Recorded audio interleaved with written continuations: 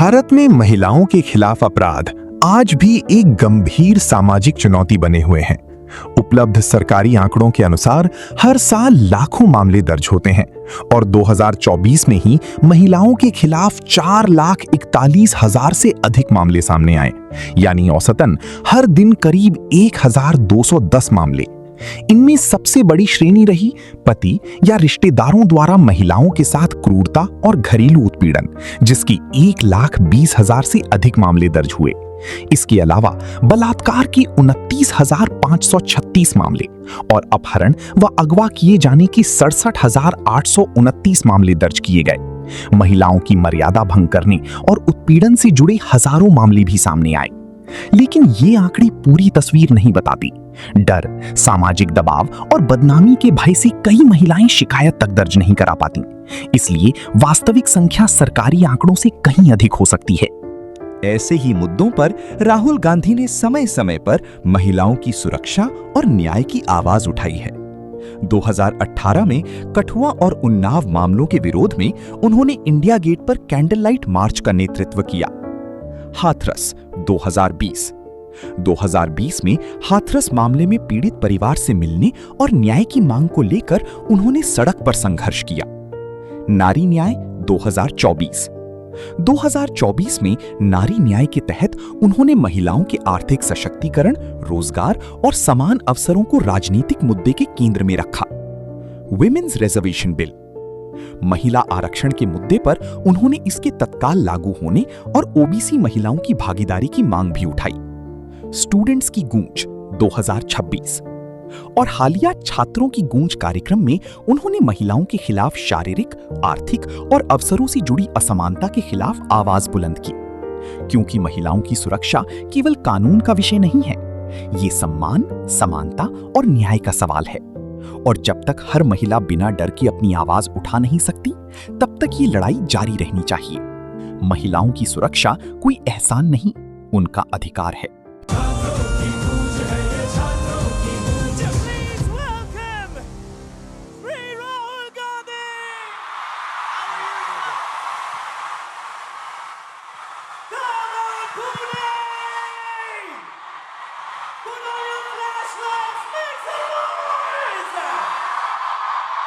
Thank you for this wonderful welcome in Pune.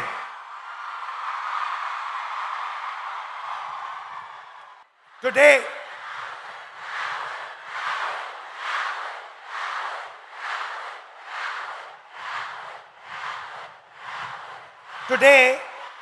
I came to Pune not to give you a lecture, not to tell you what I think, not to talk politics to you, but more to allow you to express yourself, to say what you feel, to say what you think. And what I've done is I've put a little framework, some ideas to allow you to think, express yourself, and we'll discuss some of these ideas with young ladies from the crowd this evening. So I'd like to first of all start by welcoming everybody.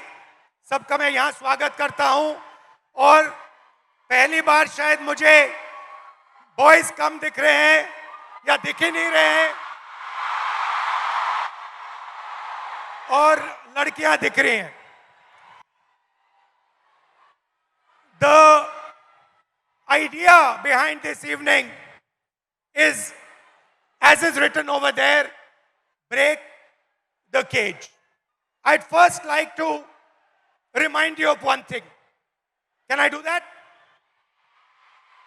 Now, all of you in your lives must have been told many things,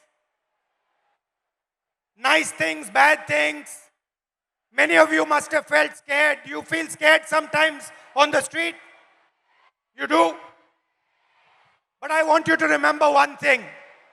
If there's one thing that you remember from this evening, it is this, that every single one of you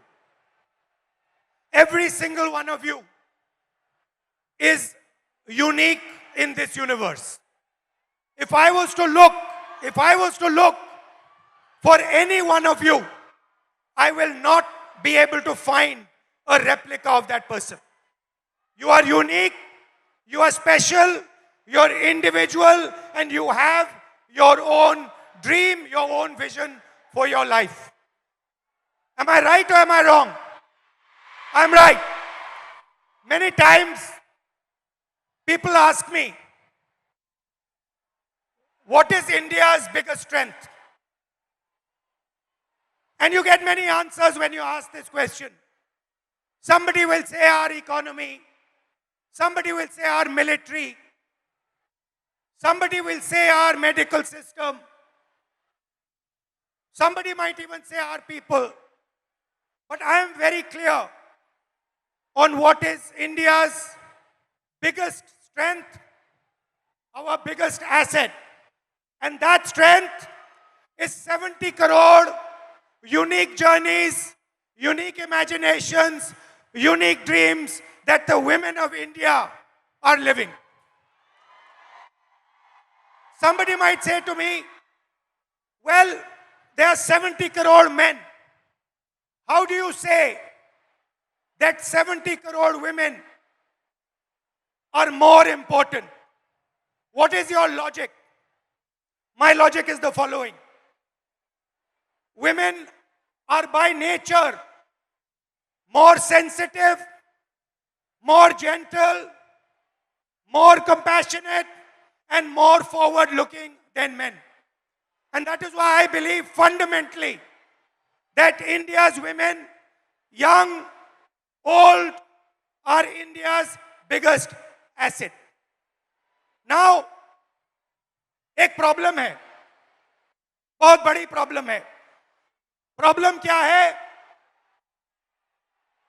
problem है कि whenever I speak to a man, women are put in three boxes. You are either seen as a daughter, as a wife, or as a mother. Now, there is nothing wrong with being seen as a wife, daughter, or mother. Nothing wrong with it. But this cannot be your only identity. It cannot be that we have brilliant women who are doing completely fascinating and different things, who are professionals, who are sportswomen, who do multiple different things, and then the only identity that they are given by our men is these three. And notice that every single one of those identities has a relationship with a man. So you are either a mother or a wife or a daughter.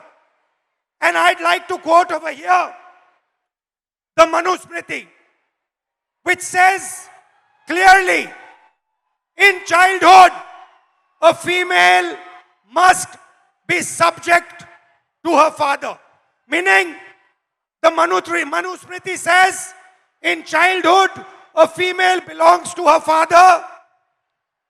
In youth, she belongs to her husband. When her Lord is dead, she belongs to her sons. A woman must never be independent. This is a direct quote from the Manusmriti. And these words are a shame, because these words should never ever have been spoken. Hello, how are you? Hello.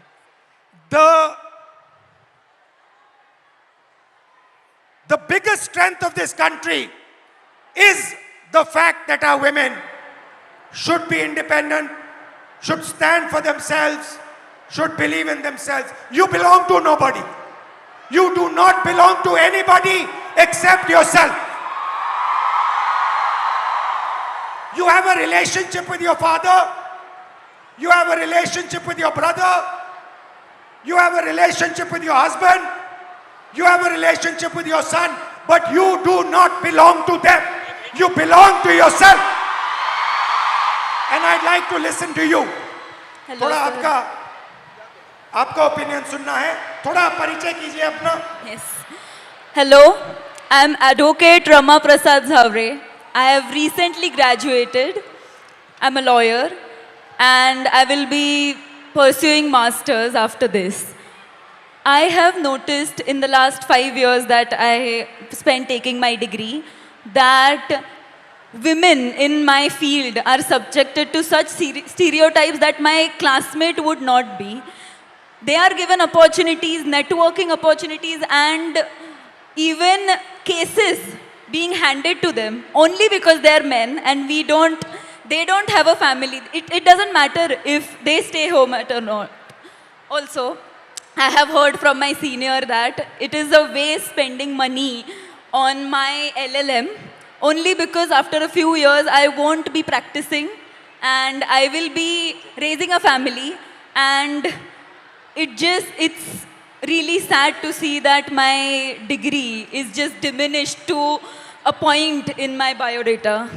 So how, when this happens, when you're in an exam at work and you're being told that you're a second-class citizen, that your degree does not matter, a man's degree matters, your degree does not matter, how does it make you feel inside? What do you want to say to India, to your friends here, about how you feel? Because I'm sure a lot of them also feel the same way. Definitely. I want my colleagues, my teachers, my friends to have confidence in me that I won't need to prove that I have that degree. I studied for it, I put my energy, efforts into it, and I will be successful. I don't think I need to prove it to a man. Because Now, this is, I like this.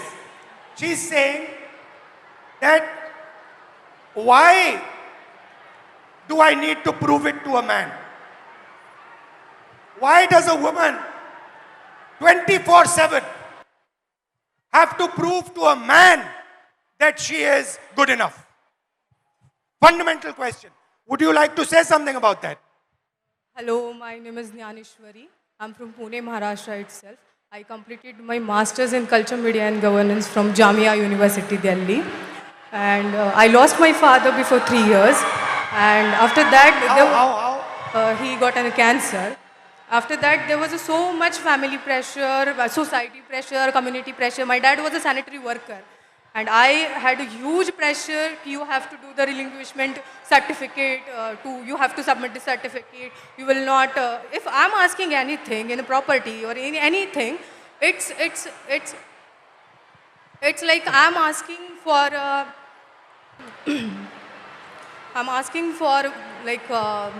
it's not my right. I'm asking for the घर में जो भी सारी चीज़ें हैं उसमें मैं हिस्से मांग रही हूँ, हिस्सेदारी मैं कर रही हूँ. As a woman, I'm asking for a हिस्सा. हाँ, और as a like if is any other man, if I have my brother and it's his right. But if I'm asking, it's मैं हिस्सा मांग रही हूँ. If your brother is asking, yes, it's his right. Yeah. And if you are asking, मैं हिस्सेदारी कर रही हूँ घर Your? में. मैं हिस्सेदारी कर रही हूँ. हिस्सेदारी. Okay. Yes. Again, now I'm come back from Delhi and like there is a huge pressure for marriage, and guy want a girl who is look fair, educated, healthy, but he doesn't want the girl like me who wants to pursue her career. You're a very beautiful girl. What do you mean he doesn't Thank you. want a girl like you? Thank you.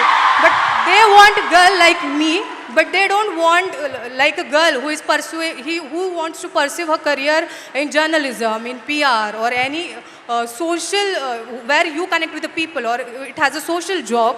They don't want like girl like me. They want 9 to 5 girl who is doing office work. She will come back at 5. She will serve you She will cook for you. She will serve you food and everything.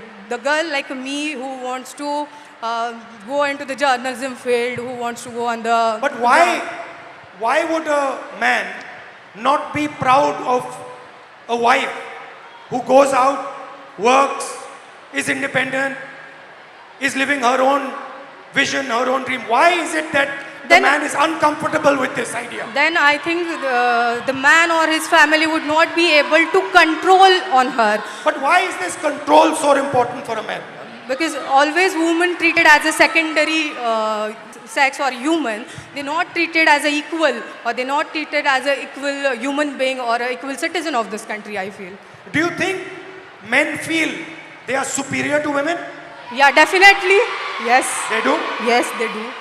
So it's a mindset problem. Yeah, it's a mindset problem. It's a patriarchal problem. The way it's And you come into contact every day of your life with this patriarchy. yes, The roads are controlled by the patriarchy, yes, right? yeah.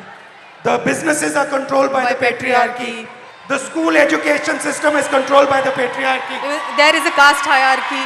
Yeah. So how do you feel about this? Like, I just wanted to treat my education, or I wanted to look at my education it's a dignified thing. I wanted to treat myself as a human being, not as a secondary person or the citizen of this country. Do you get angry? Every day, You get every angry night. that what is going on? How is this happening? Yes, every day I got angry. Every night I started thinking about this, how it's like this. I'm educated. I completed my masters in Jamia. Still, I'm facing this. I'm an educated one. Still, I have to face this every day, every night, in every table conversation. It's every time. It's like, oh, you are the girl. You will you are a girl. You will get everything. It's not about, okay, you are educated, you have your own dreams, you have your own ideology, you can think, you have your own thoughts. It's not never like this. It's always like, you are a girl, you are good looking, so any man will get married to you and you will have a good life. Right. Yeah. Well, thank you. Yes. Thank you. Nice to meet you. Thank you so much. Thank you, sir. So, we came up with the interesting word control. Do you feel that society tries to control you, men try to control you? In everything that you do? So, here is a trap. And there are 4 methods of control. And I want to understand from you, have I got this right or have I got this wrong? The first method of control, violence. Second method of control, disrespect. Time is used against you. And in every single sphere of life, in some way or the other, men and the system is trying to control you, make sure that you do exactly what it wants. Agreed? And very interestingly, this oppression is disguised as concern. Ki we are very concerned about you. That is why we need to control you. Yes? So, let's discuss a little bit about violence. Let's discuss a little bit about violence. ये जो line है, कुछ हो गया तो, ये आप अपने को बोलती हो, बाहर जाएंगे तो कुछ हो गया तो, family members tell you, उधर मत जाओ, कुछ हो जाएगा. Right? There are 3 तरीके के कंट्रोल हैं, 3 तरीके की हिंसा है, सॉरी. एक तो डायरेक्ट है. मैंने आपको पहली फोटो दिखाई, उसमें मैंने कहा कि 70 crore journeys are there. First thing to understand is before they are born, पैदा होने से पहले हर साल 4.5 लाख लड़कियों की हत्या होती है. That is the first violence, पहली हिंसा. दूसरी हिंसा, harassment. इस भीड़ में से 80% लड़कियों को कहीं ना कहीं हरास किया गया है. राइट? सड़क पे, बस पे, रेस्टोरेंट में, स्कूल में, कॉलेज में 80% महिलाओं को हरासमेंट किया जाता है. तकरीबन 29% महिलाओं पर फिजिकल वायलेंस होती है. घर में, सड़क पे मारा जाता है, धमकाया जाता है, पीटा जाता है. और फाइनल आंकड़ा अनबिलीवेबल, 100 में से 6 महिलाओं को हिंदुस्तान में रेप किया जाता है. 100 में से 6 महिलाओं को हिंदुस्तान में रेप किया जाता है. ये हुई direct physical violence. Violence of opportunity, 50% महिला एजुकेशन या काम को रिजेक्ट करती हैं सेफ्टी के कारण। हिंसा से बचने के लिए 50% महिला एजुकेशन बंद कर देती हैं या फिर जॉब छोड़ देती हैं। और आखिरी फाइनेंशियल हिंसा क्यों? क्योंकि अगर आप एक महिला हो, एवरेज हिंदुस्तान की महिला को हर साल सेफ्टी पे 17,500 रुपए एक्स्ट्रा, ज्यादा कितना ज्यादा? इसका डबल। तो 3 तरीके की हिंसा है, एक तो डायरेक्ट हिंसा, एक फाइनेंशियल हिंसा और एक अपॉर्चुनिटी के कारण। तो पहला इंट्रैपमेंट है हिंसा। अब आपकी सुनेंगे। Welcome, what's your name? Tejaswini. नमस्कार। सुचित्रा। मैत्री। हाँ? मैत्री। बताओ, who would like to start? आप शुरू करेंगी? बोलिए, बीच में आइए। Hello everyone. Hello sir. Hello. मेरा नाम सुचित्रा पागी है। मैं पालघर वसई से बिलोंग करती हूँ और अभी मैं इकोनॉमिक्स में मास्टर्स कर रही हूँ हड़पसर में SM जोशी कॉलेज में। जब हम सिक्योरिटी की बात करते हैं लड़कियों की, तो खुद के साथ होना और दूसरों के साथ होना बहुत अलग चीज़ है, उसमें ज़मीन आसमान फ़र्क है। जब हम पढ़ते हैं कि न्यूज़पेपर में पढ़ते हैं कि लड़की के साथ लड़की हरेस्ट हुई, उसका रेप हुआ, तो वो बहुत अलग बात होती है कि हम सिर्फ फील करते हैं कि उसके साथ ये हुआ तो वो क्या फील कर रही होगी। जब खुद के साथ होता है तो एक डर पैदा होता है मन में कि नहीं यार, लड़कों से बात नहीं करनी, लड़के बहुत स्केरी होते हैं। तो मेरी 15 साल पुरानी एक स्टोरी है। जब मैं 13 ईयर की थी, सिर्फ 8वीं कक्षा में थी, तो क्या हुआ, मैं 5 किलोमीटर गांव से दूर स्कूल में चल के जाती थी और उस टाइम गाड़ी वगैरह ऐसा कोई फैसिलिटी ज़्यादा नहीं थी। तो शाम को जब स्कूल छूटा तो मैं आई और चौराहे पर 3 लड़के थे।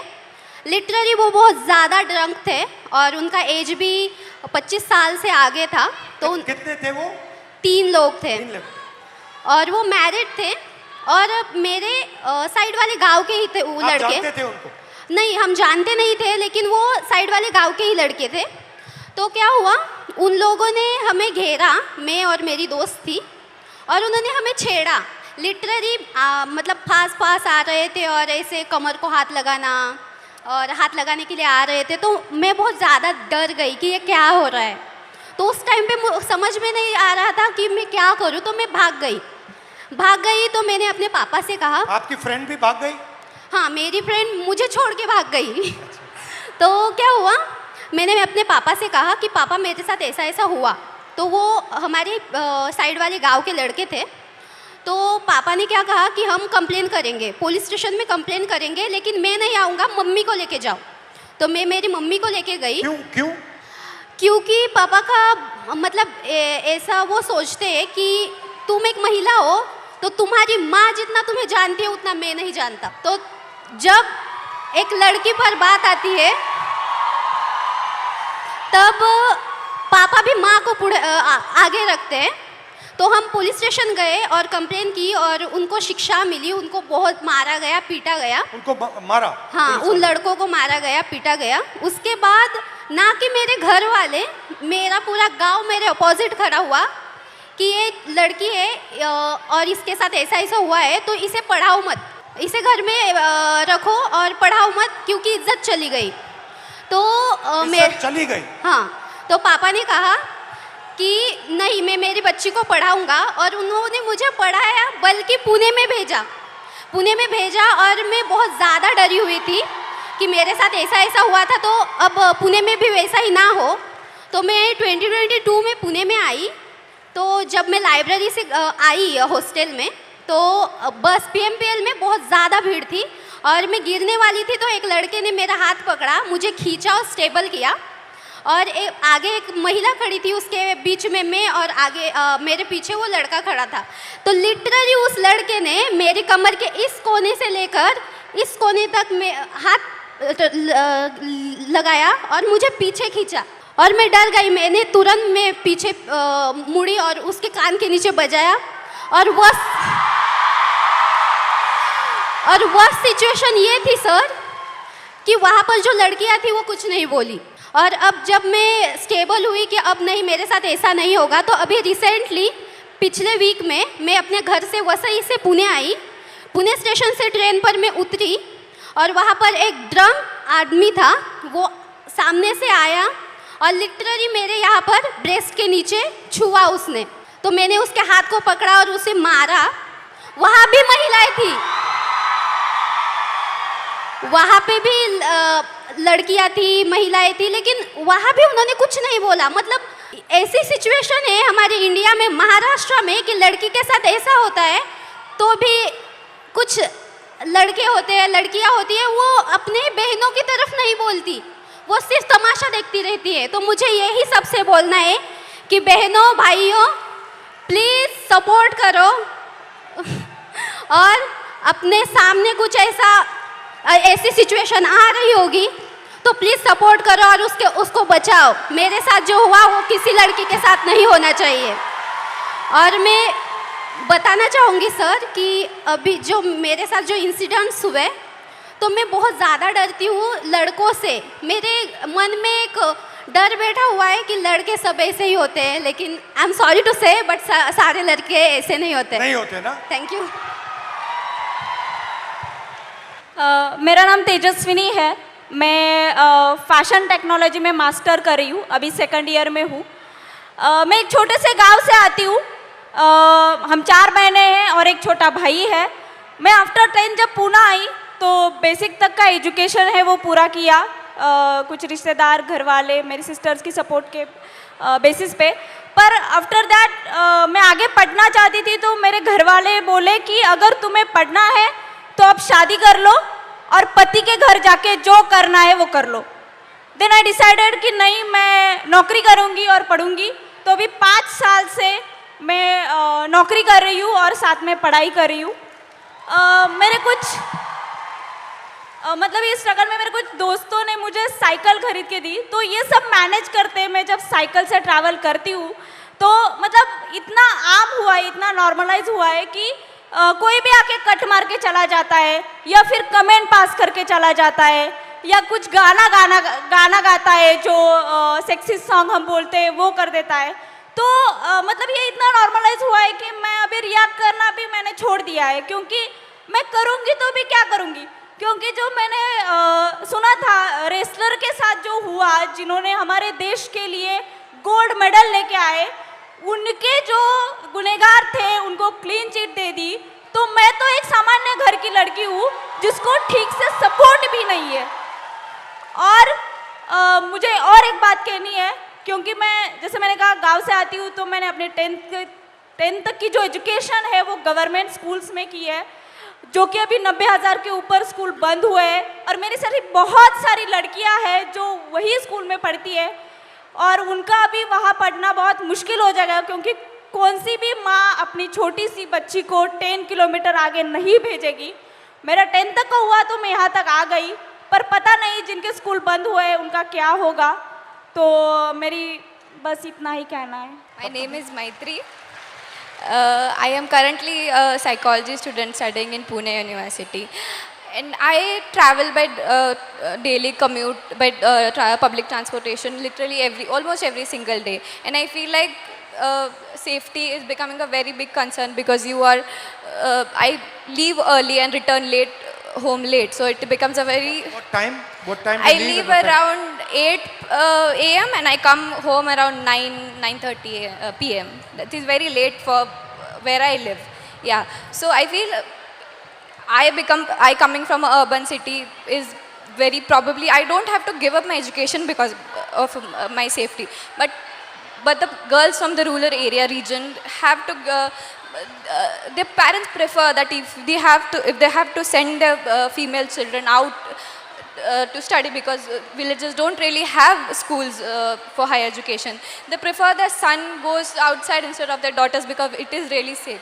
And I feel if education, the access to education has to become so difficult, I think it is becoming a barrier for education. Why do you think this mindset, ये जो mindset है कि बेटे को एजुकेट करना है, बेटी को एजुकेट नहीं करना है, बेटा जॉब कर सकता है, बेटी को जॉब नहीं करना है, ये माइंडसेट आता कहाँ से? I think the social norms created around कि लड़के कमा के खिला देंगे माँ बाप को, लड़कियों को तो शादी करके जाना है, तो लड़की का करेंगे क्या? Thank you, thank you, thank you. तो नेक्स्ट, अभी हमने आपको हिंसा की बात की, अब कंट्रोल की बात करते हैं। लड़की बहुत मॉडर्न हो गई है।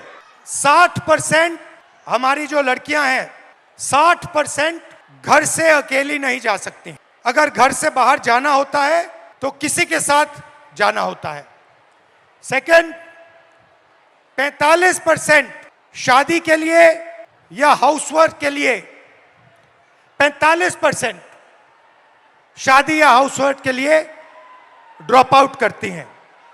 और आखिरी, जो शायद सबसे अमेजिंग आंकड़ा है, और इससे तो मैं बहुत हैरान हुआ कि इस देश में सिर्फ 8% महिलाओं के पास इंडिपेंडेंटली ओन्ड प्रॉपर्टी है। मतलब फाइनेंशियल कंट्रोल, मूवमेंट पे कंट्रोल, और आप क्या करोगे उस पे control.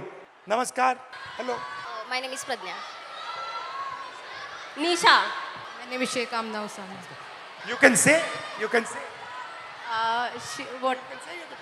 Yeah, I'm a translator. I'm Anushka, and my name is Anushka, and I'm translator for Nisha. Yeah. सो कौन शुरू करेगा?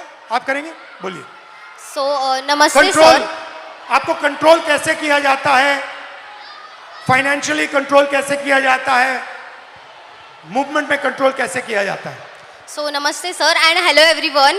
My name is Pradnya Kumar Gawande and I am the student of SY BSc Cyber and Digital Science. So sir, हम सब समझ रहे हैं या फिर ऐसा बोल रहे हैं कि पूरा जो वर्ल्ड है अभी AI पर डिपेंड है और साइबर सिक्योरिटी पर डिपेंड है।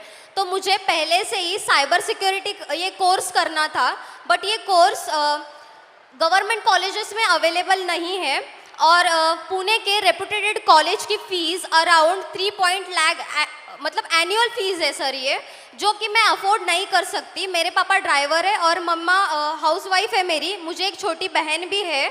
और इसके अलावा मैं बच्चों को इवनिंग ट्यूशन्स वगैरह पढ़ाती हूँ। क्लिनिक में एज अ रिसेप्शनिस्ट में काम करती हूँ, जिससे मेरा ट्रैवलिंग वगैरह मैनेज हो जाता है।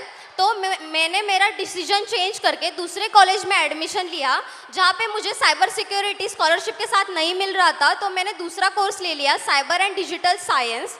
सो सर, मैं क्विक हिल फाउंडेशन की तरफ से साइबर अवेयरनेस करती हूँ और मुझे बच्चों की प्रॉब्लम्स ये समझ आ रही है, महिलाओं की प्रॉब्लम्स ये समझ में आ रही है कि एआई के द्वारा उनके फ़ोटोज़ बहुत अश्लील मतलब वे से एडिट करके उनको डिमांड की जा रही है कि अगर आप मुझे इतने पैसे नहीं दोगे तो मैं आपके फ़ोटोज़ सोशल मीडिया पर डाल दूँगा।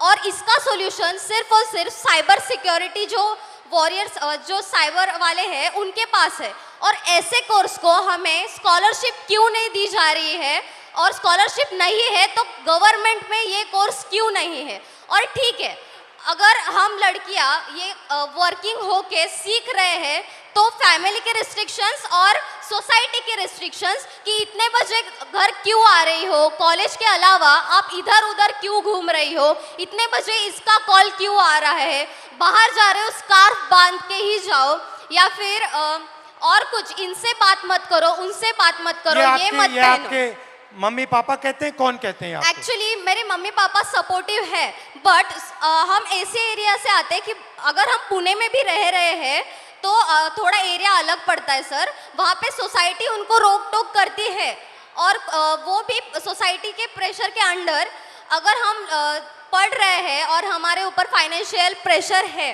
तो हम करियर पर या फिर हमारे जो स्टडीज़ पर कैसे फोकस कर सकते हैं। और दूसरी बात यह है कि अगर हम काम कर रहे हैं तो हमें ये सब रेस्ट्रिक्शंस, ठीक है, अगर मैंने माना कि ये हमारे सेफ्टी के लिए है, बट ये तो डायरेक्टली हमारे फ्रीडम पर वार हो रहा है। मैं नहीं चाहती कि मुझे एक स्पेशल फेवर वगैरह मिले, बस मुझे एक फेयर चांस चाहिए सीखने का और खुद के पैरों पर खड़े होने का। That's it, thank you sir. Thank you. मेरा नाम शेख आमना उसामा है। मैं SY BA में हूँ, पॉलिटिकल साइंस है मेरा मेजर सब्जेक्ट। मैं भिवंडी से आती हूँ और मैंने देखा है भिवंडी में, नॉट ऑल बट कुछ पेरेंट्स तो ऐसे हैं जो सिर्फ अपनी बच्चियों को इस वजह से नहीं पढ़ा रहे क्योंकि वो लड़कियां हैं। उनको यही बोला जाता है कि अरे तू लड़की है, पढ़कर क्या करेंगी। उनको ऐसा लगता है कि ये पढ़ेंगी तो ये इकोनॉमिकली इंडिपेंडेंट हो जाएंगी, और वो उनको इकोनॉमिकली डिपेंडेंट रखना चाहते हैं because they want to enjoy the patriarchy और कंट्रोल ओवर देम। उसके अलावा सेकंड थिंग ये कि my parents are very supportive.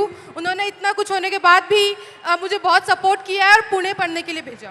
Pune में मैं एक यूपीएससी एस्पिरेंट हूँ, तो मुझे क्लासेस जाने के लिए, कोचिंग क्लासेस जाने के लिए मैं पब्लिक ट्रांसपोर्ट का यूज़ करती हूँ। पब्लिक ट्रांसपोर्ट में भी लड़कियाँ इतना अनसेफ फील करती है कि कभी कभी ऐसा होता है कि अगर आप बस में चढ़ो और कोई आदमी के पास एक सीट खाली है बस की, तो आपको 10 मरतबा सोचना पड़ता है कि मैं बैठूं या मत बैठूं, मैं रुकूं कि कोई महिला के बाजू में सीट खाली हो जाएंगी, मैं उधर जाके बैठूं। तो ये सीट मिलने के बाद भी बैठने के लिए 10 मरतबा सोचना पड़ता है। सेकेंड थिंग, जब हम देखते हैं कि बस बहुत ज़्यादा फुल है, हद से ज़्यादा रश हो गया है, तो भी सोचना पड़ता है कि अरे जाए या मत जाए, कोई छेड़ देगा, कोई बैग टच कर लेगा, तो ये एक टेंशन रहता है। इसका अपोजिट, अगर बस पूरी खाली है तो भी जाने से डर लगता है। मतलब आपको क्या करना है, आपको भरी हुई बस में चढ़ना नहीं है, आपको खाली बस में चढ़ना नहीं। मतलब हमने पब्लिक ट्रांसपोर्ट को भी ऐसा बना दिया है ना कि गर्ल्स को सेफ फील ही नहीं होता है। तो मैं गर्ल्स से भी और बॉयज़ से भी कहना चाहूँगी कि अगर आपकी वजह से लड़कियाँ अनसेफ फील कर रही है तो आप ही का काम है कि उनको सेफ भी फील कराए। अगर किसी के साथ ये होता हुआ देखे तो प्लीज़ उसके अगेंस्ट में आवाज़ उठाए, एक दूसरे को सपोर्ट करें, बिकॉज हम ये नहीं चाहते कि हमें बहुत ज़्यादा अपॉर्चुनिटी चाहिए, बट जितना हमारा राइट है इक्वल अपॉर्चुनिटी हम भी डिजर्व करते हैं। हेलो राहुल जी, मैं आपको सबसे पहले बताना चाहूँगी कि मैं सुबह से मुझे बहुत बुखार है, लेकिन उसके आगे की बात ये है कि मैं जो मांजरे में पिछले 10 दिनों से भूख हड़ताल चल रहा है, जो मेरे भाई बहन जो अनशन पर बैठे हैं, वहाँ से मैं आई हूँ। तो मुझे कहाँ बैठे हैं? मांजरे में, पुणे में ही। अच्छा, और क्या कारण क्या है? जो हमारी मांगे है वो इसमें लाई है, मैं आपको आगे बोलो। तो हमारी मांगे है कि हमें शिक्षा चाहिए, और मैं आपको मराठी में समझाऊंगी ताकि ताकि मेरी बात है वो अकेली निशा की नहीं है, वो सब ट्राइबल स्टूडेंट की है, पूरे देश की है, पूरे महाराष्ट्र की है। इसलिए मैं आपको मराठी में बात करके बताऊंगी। जो आम्ही जे उपोषणासाठी बसलेलो आहोत, आमचे भाऊ आणि त्याच्यामध्ये आमच्या 2 बहिणी देखील बसलेल्या आहेत, आणि त्यातलीच एका बहिणीची तब्येत खूप नाजूक झाली, तिला आज हॉस्पिटलमध्ये नेलंय। आणि हे सगळं असताना देखील जेव्हा आमचे प्रतिनिधी मंत्रालयामध्ये गेले तर तेव्हा आमचे आदिवासी विकास विभागाचे मंत्री आहेत ते काय बोलले असतील तुम्हाला सांगितलं तर तुमच्या अंगावर काटा येईल। ते म्हणतात सॉरी, मी याच्यावर काही करू शकत नाही, हे सीएमच्या हातात आहे। मग तुम्ही जर आदिवासी विद्यार्थ्यांच्या विकासासाठी तिथं बसलेत तर तुम्ही जर तिथं आमच्या विकासासाठी बसल्यात आणि तुम्ही जर आमचा विकास साधू शकत नाही तर तुमचा तिथं बसण्याचा अधिकार नाही, हे मी आज ठणकावून सांगते। आणि दुसरी गोष्ट म्हणजे मी अजून एक सांगेल की ज्या आमच्या भागामध्ये ज्या आश्रमशाळा असतात तिथं जे सेंट्रल किचन पद्धत लागू केली, जसं की एका ठिकाणी जेवण बनणार आणि ते 70-80 किलोमीटर लांब घेऊन जाणार, आणि त्यामुळे ते जेवण खराब होतं, त्यामुळे विषबाधा होते। आणि विद्यार्थी, आत्ताच एक गोष्ट झाली गडचिरोलीमध्ये, कारण आदिवासी ज्या आश्रमशाळा आहेत त्याच्यामध्ये बेडची सुविधा नाही आहे, पिण्याचं पाणी देखील नाही आहे। त्याच कारणामुळे गडचिरोलीमध्ये विद्यार्थ्यांनी झोपेत असताना त्यांना मण्यार सापाने दंश करून 3 विद्यार्थी मेले आणि 3 विद्यार्थी अजूनही हॉस्पिटलमध्ये आहेत। तर आमची मागणी अशी आहे की त्या विद्यार्थ्यांच्या पालकांना ॲटलिस्ट 1 कोटीची तरी मदत करा, आणि ह्या सरकारने त्यांची मदत 4 लाखांवर मोजलेली आहे। तसंच आमचं त्यांना एक म्हणजे मागणं आहे की ज्या आमच्या आदिवासी विद्यार्थिनी असतात, तुम्ही जर पाहिलं ते जे आदिवासी हॉस्टेल आहेत ते जे शहरं आहेत जसं की पुणे, मुंबई, तर जे पुण्याचा जो सेंट्रल भाग आहे तिथं नाही आहेत, मांजरी, कोंडवा, और इस वजह से जो हमारा शिक्षण है, हम जो पढ़ते हैं वो पढ़ने के लिए टाइम ही नाही रहता, क्योंकि 4-4 घंटे हमें वहाँ जाने आने में ही लगते. तर ह्या सगळ्या मागण्या घेऊन आम्ही मागच्या 10 दिवसापासून उपोषणासाठी बसलोय. तर माझी तुम्हाला विनंती आहे की मी तुम्हाला जे आता निवेदन दिलं आहे त्याचा विचार करून तुम्ही आमच्या आदिवासी विद्यार्थ्यांसाठी काहीतरी करून आमचा मागणं सोडवण्याचा प्रयत्न कराल. थँक्यू. तो बताओ क्या? ओके इन्होंने अपने कुछ मुद्दे आपके लिए लाए हैं. तो पहला पॉइंट ये है कि आदिवासी कम्युनिटी से वो बिलोंग करती है और आदिवासी डिमांड्स के लिए आ जाओ. इनके काफ़ी भाई बहन सारे उपोषण पे पिछले 10 दिनों से पुणे में ही बैठे हैं. क्या मेन डिमांड क्या है? इनका डिमांड एक बार मेन डिमांड क्या है? मेन क्या डिमांड जो ट्राइबल जो डिपार्टमेंट है उसने जो जीआर लागू किया है, जैसे कि जो हॉस्टल में नियमावली होगी वो उसमें लिखा है कि हम म्हणजे 13 साल तक ही पढ़ सकते हैं, कि 13 साल तक ही हम हॉस्टल में रह सकते हैं. और फर्स्ट डिमांड ये है उनकी कि ये जिस ट्राइबल हॉस्टल्स में ये रह रही है वहाँ पे ऐसा रूल है कि वो सिर्फ 30 इयर्स तक ही वहाँ पे रह सकती है. आफ्टर दैट ये सरकारी हॉस्टल है? हाँ, ट्राइबल कम्युनिटी का जो हॉस्टल होता है वो सभी सरकारी ही होता है. और ये सारी डिमांड्स ये लोग सीएम के पास लेके गए और वहाँ से उन्हें बताया गया कि सॉरी हम कुछ नहीं कर सकते. हाँ, तो उनका कहना है कि फिर अगर आप कुछ नहीं कर सकते हो तो आप बैठे क्यों हो कुर्सी. और आप क्या चाहती हो, किस एज तक उसको करा जाए? ज़्यादातर 35 एज तक भी हम म्हणजे आम्ही जरी आम्हाला 35 वर्षासाठी पण 35 वर्षापर्यंत जरी दिलं तरी ठीक उनको आहे. 35 इयर्स तक हॉस्टल मिलना चाहिए. 35 इयर्स हो जाएगा तो खुश हो जाओगी? वैसे तो हमें ये एज की लिमिट है वो ही नहीं चाहिए, लेकिन ये सरकार है वो तो आपको भी पता है. लेकिन हम ये चाहते हैं कम से कम ये 35 एज तक भी आ पाए, इसलिए मैंने ऐसे बोला. लेकिन हम मुझे आप वहाँ इनवाइट क्यों नहीं कर देते? हमने आप मुझे वहाँ बुला लो, यस, मैं भी आ जाऊंगा, बैठ जाऊंगा आपके साथ. आम्हाला आवडेल तुम्ही तिथं आलेले, आणि आमच्या मुलांची देखील इच्छा आहे की तुम्ही तिथं यावं आणि आमच्या प्रश्नांवरती बोलावं आणि आमचे प्रश्न सोडवण्यासाठी प्रयत्न करावा. वो चाहती है कि आप वहाँ पे आए, वो खुशी खुशी आपको बुलाना चाहती है. मुझे और बुला लो, मैं आ जाऊंगा. ठीक है, मैं थोड़ा दबाव और एक साथ डाल देंगे. मैं और एक बात कहना चाहूंगी, उससे तो आपके होश ही उड़ जाएंगे. जैसे कि हमारे ट्राइबल हॉस्टल होते ज़्यादातर वहाँ यहाँ पुणे में गढ़चिरौली, नांदेड़, अमरावती वहाँ से जो स्टूडेंट आते हैं वो तो हर रोज़ घर नहीं जा पाते. और जुन्नर जो आंबेगांव वो तो लड़कियाँ जाकर आती है, लेकिन वो जो गढ़चिरौली के स्टूडेंट होते हैं वो नहीं जा पाते. तो हम दिवाली में या किस छुट्टी में गए और 1 महीने से ज़्यादा वहाँ पर रहे तो वो बोलते हैं कि आप फिटनेस सर्टिफिकेट लाए. और वो फिटनेस सर्टिफिकेट क्या होता है कि हमारी प्रेगनेंसी टेस्ट की जाती है.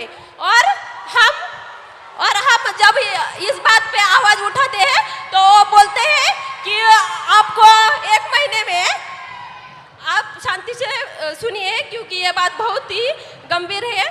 मैं कहना चाहूँगी कि हम जब उनको पूछते हैं कि ये क्या है, ये क्यों करना है, तो वो बोलते हैं आपको 1 महीने में आपको जानलेवा बीमारी हुई तो, और किस संसर्गजन्य बीमारी हुई तो मैं क्या कहना चाहती हूँ उन प्रशासन को कि आपकी जो स्कूल है, जो आश्रम शाला है, प्राइवेट स्कूल है, सभी स्कूलों में जो 24 घंटे एक नर्स क्यों नहीं रख पाते. थैंक यू, बहुत अच्छा लगा. मुझे बुला लो, मैं आ जाऊंगा. ठीक है, थैंक यू. तो डिसरिस्पेक्ट की बात करते हैं. लोग क्या कहेंगे?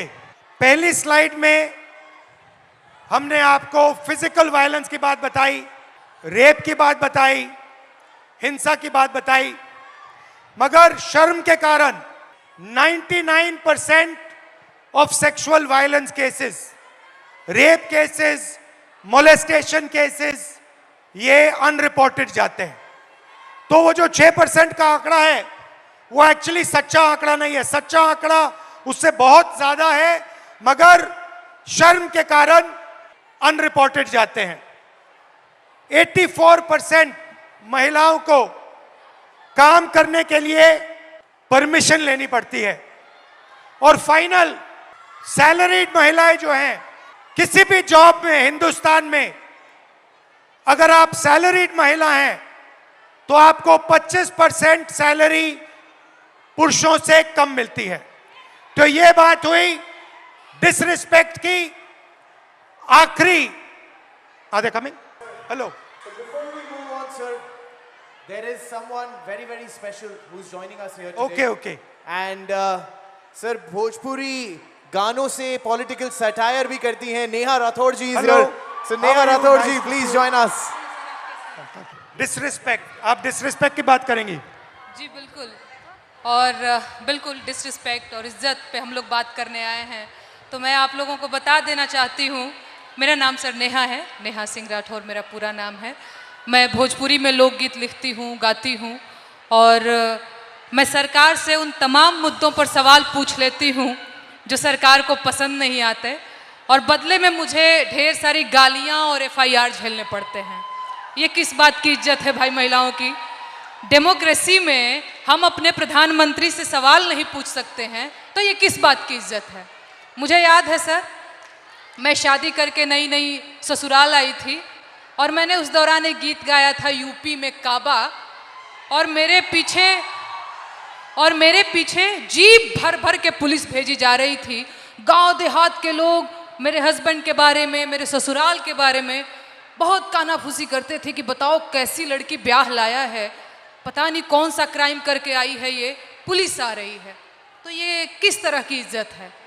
और मैं समझती हूँ कि एक महिला होने के नाते, एक महिला होकर अगर आप समाज में नाम बनाना चाहते हैं या किसी सामाजिक मुद्दे पे मुखर होकर बोलना चाहते हैं, सर ये बहुत कठिन है।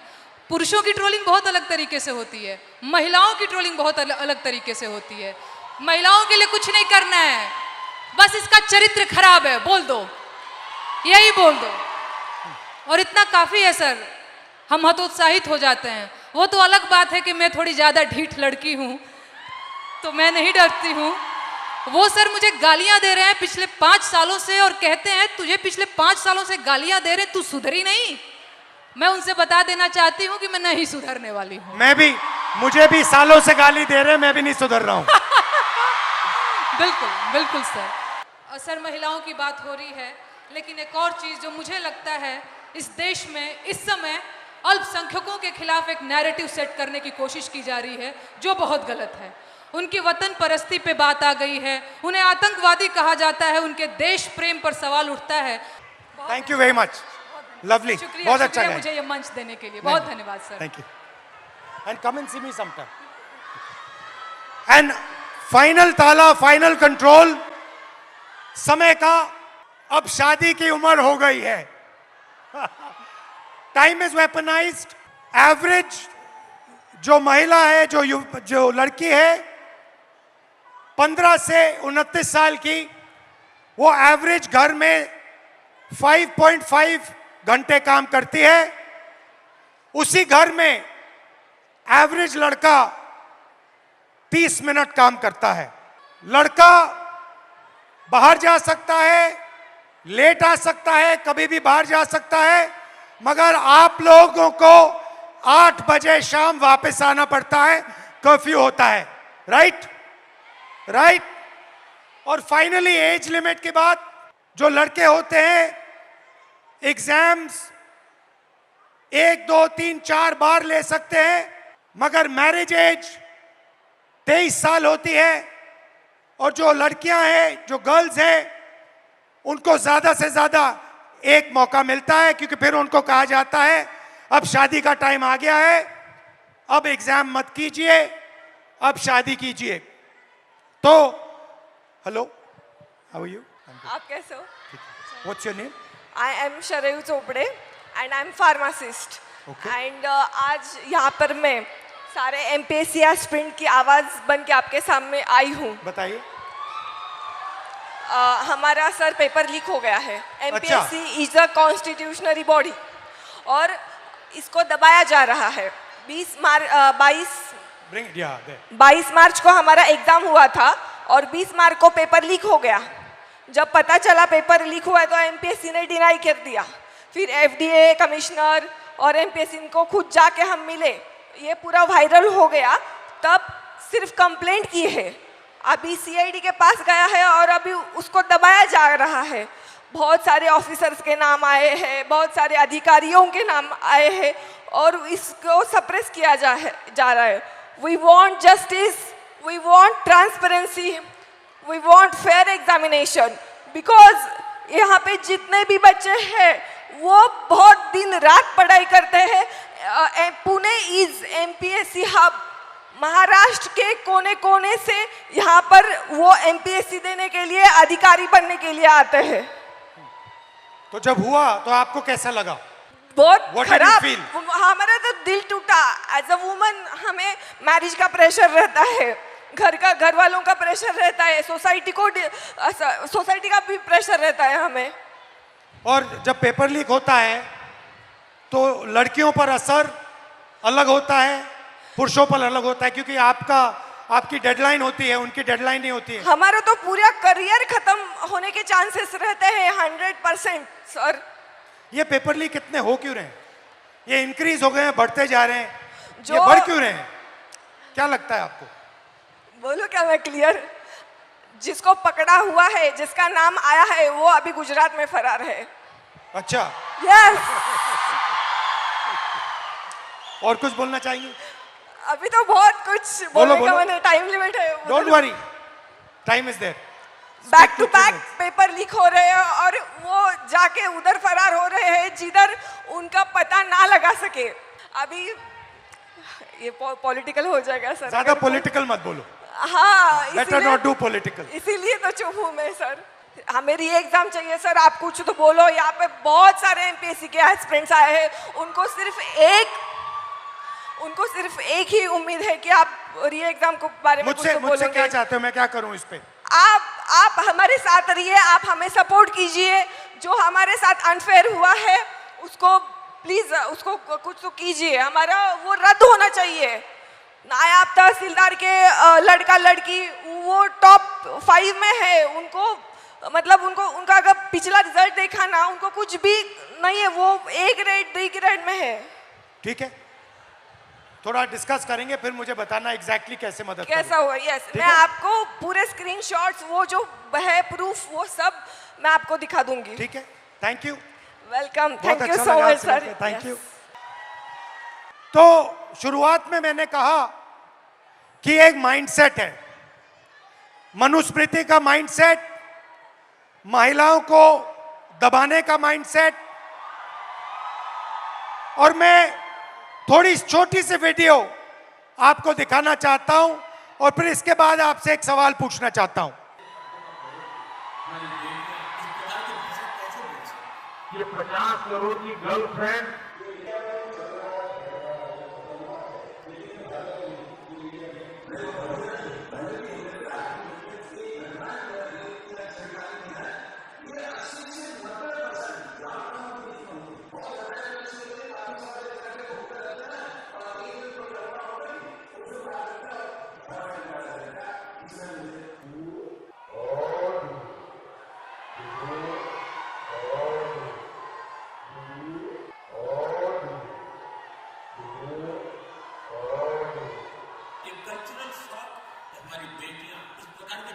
तो मेरा सवाल है और आपसे सवाल है कि जंतर मंतर में गालियां लड़कों ने भी दी और लड़कियों ने भी दी, बट प्रधानमंत्री कह रहे हैं कि गाली देना कल्चरल शॉक लगा हमें, क्योंकि लड़कियों ने गाली दी।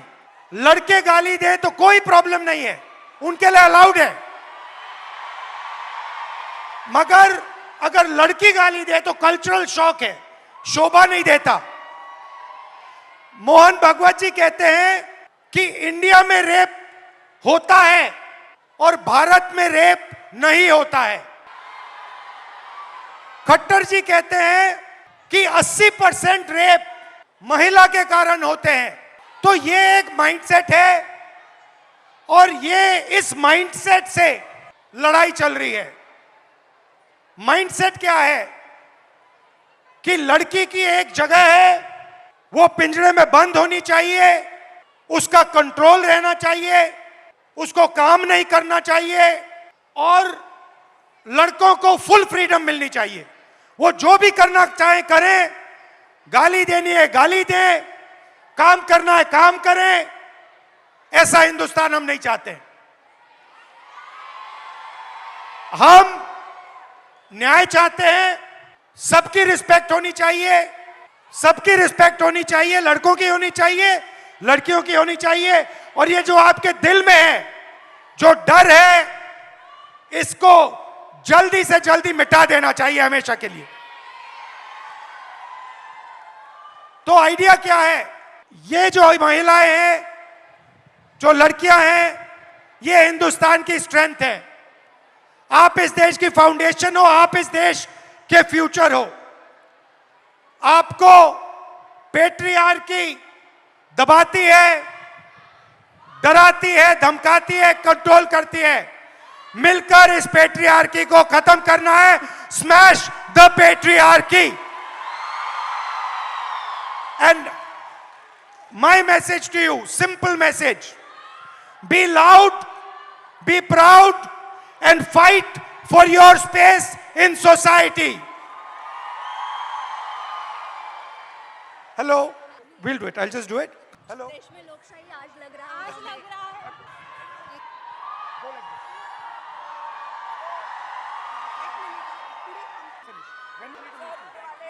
हाँ जी एवरीबॉडी, थोड़ी आवाज हो जाए सर के लिए। Come on everybody, let's go.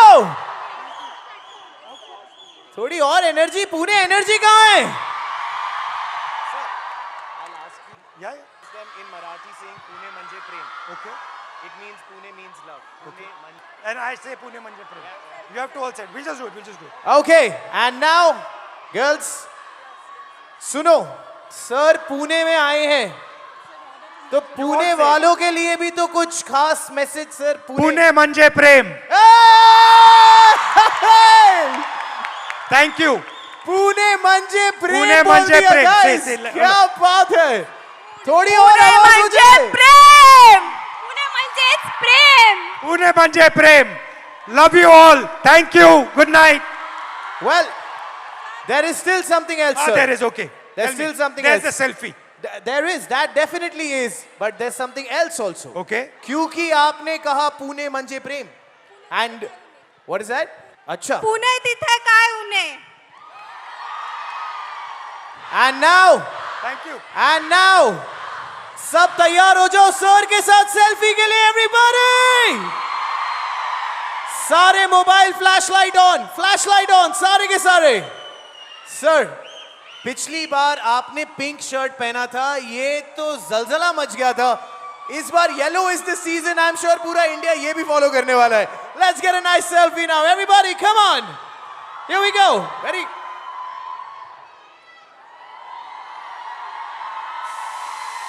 press this button, only this one. Yes, sir.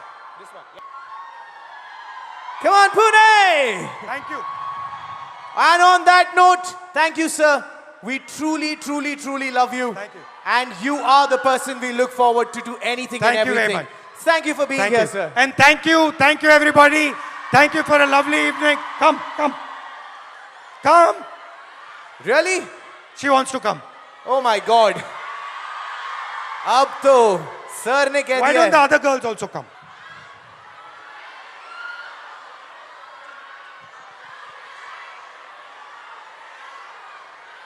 ऐसे ही नहीं कहते कि सर बड़े दिल वाले हैं, सारे आ गए। Everyone is here. Come on. We do a selfie. Come. Hi.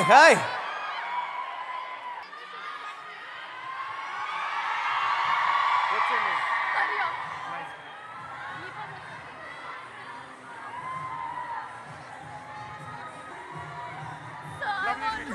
I want to talk to you about many things. I would love to meet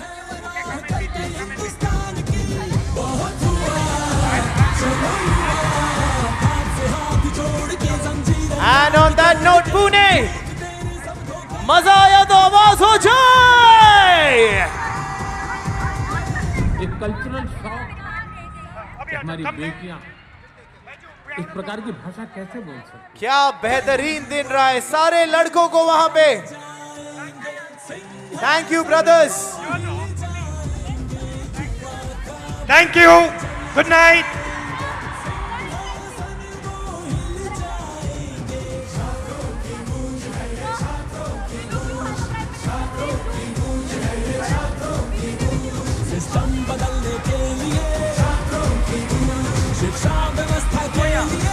I forgot. Welcome and love you to the boys also. Good night. Thank you. Thank you.